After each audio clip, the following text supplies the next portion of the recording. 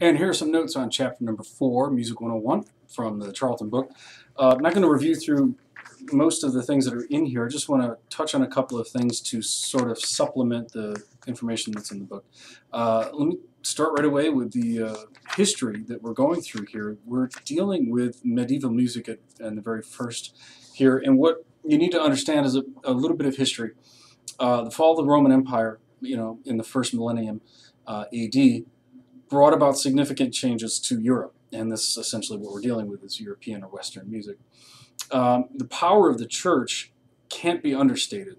It's such that when people created art, when they wrote music, when they created architecture, when they created pottery or paintings, whatever they did not attach their name to it. And so we have a lot of music written by this really cool guy named Anonymous during this time period, because the church's power was such that they were able to tell people in no uncertain terms that you don't create anything. You didn't create anything. It was God that did it for you. And so attaching your name to it is blasphemous almost. And so these concepts of attaching a name to something is significant in that when we go back to study the music that was created, it's very hard to find things. So we have a few names here, the Hildegard of Bingen, which is, Saint Hildegard, which you've read about in the book. But so when it comes to something like Gregorian chant, we don't really know who wrote these chants. We have a couple of names, but not much is known about them. I've uploaded on the website, on the Moodle page, the Dies Irae, which is very haunting.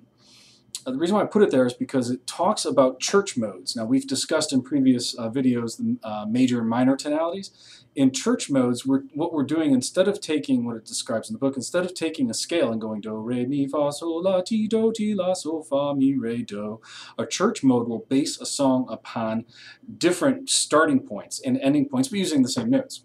So in other words, instead of starting on do, re, mi, instead a mode would start on re. Re, fa, re, mi, fa, sol, la, ti, do, ti, la, sol, fa, mi, re.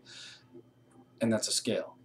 Okay, and other modes start on other scales. So in other words, a really weird one is well, they're all really weird, but most of the modes for the Gregorian chant are not major or minor. The correct answer, if you were asked what's the key, say it's a church mode. Okay, so that's essentially what you need to know. Jumping ahead to medieval music, there is something that's confusing in the book: motets and madrigals. Okay, motet, madrigal. Let me simplify it for you. Motet, sacred text, sacred, usually Latin text. Madrigals, vernacular. In other words, the language of the country that it's in. And the themes are secular themes as well. Love, what a crazy idea. Human love with each other is a theme that pops up quite often.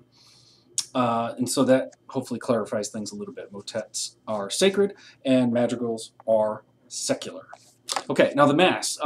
And many composers have written Masses up into and including the 20th century. But the Mass was an important piece of music for composers to write, and there's the Mass ordinary and the Mass proper, and needing to know what those are.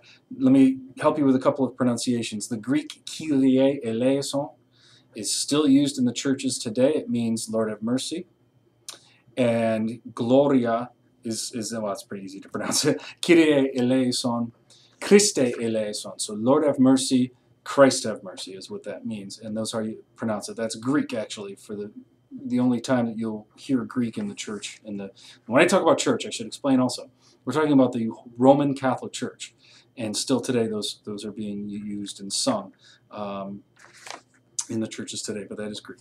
Okay, a couple of the names you need to know. Josquin Dupré, which I believe is in the next chapter, Mr. Mangione. So I will get to Josquin Dupré later on. Wonderful stuff in the next chapter. But in this chapter, we're talking about monophonic texture. So one voice, group of people performing together using that one voice. Monophonic Gregorian chant is strictly monophonic stuff. There is some medieval secular music, which is described here on chapter number 42. And again, not too many names attached to these. One concept that is interesting, a couple of words that you need to know, melismatic music. And you hear this on the Dies Irae, Dies Illa, which is a WAV file that's now on the Moodle page. When you take one syllable and you sing many, many different notes on that one syllable. You hear it in pop music all the time. I mean, how many times do you hear a pop diva singing, you know, one syllable, up and down and up and down and up and down? Well, that's called melismatic singing, or melismas. And that's a word you need to know.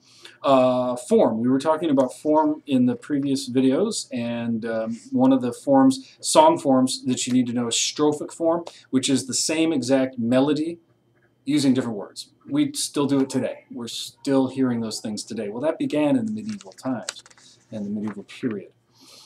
Okay, and that's the basic stuff that I just wanted to throw out there, clarify the motet magical business. And so I'm going to turn this off. We'll get to a Chapter 5 discussion.